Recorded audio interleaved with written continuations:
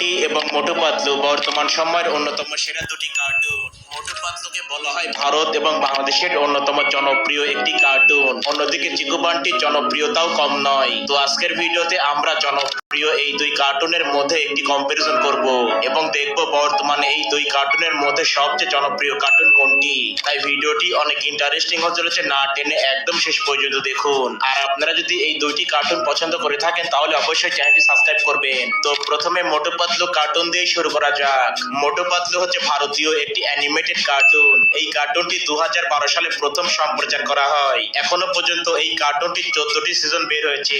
মোটু পাতলু মূলত একটি comedy cartoon. এই কার্টুনের সবকটি ক্যারেক্টারই খুবই জনপ্রিয়।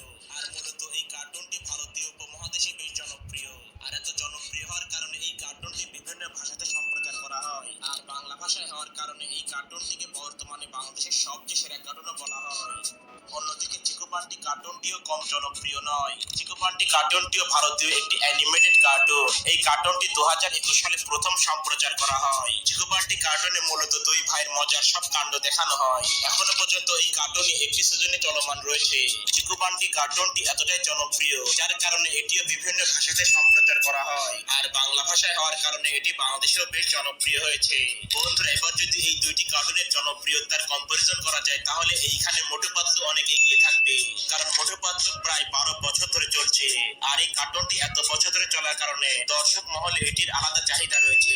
তো বন্ধুরা, আপনাদের কি মনে হয় এই দুটি কার্টুনের মধ্যে কোনটি সবচেয়ে জনপ্রিয় সেটা অবশ্যই কমেন্টে জানান। আর এমনই ভিডিও পেতে অবশ্যই আমাদের চ্যানেলটি সাবস্ক্রাইব করবেন।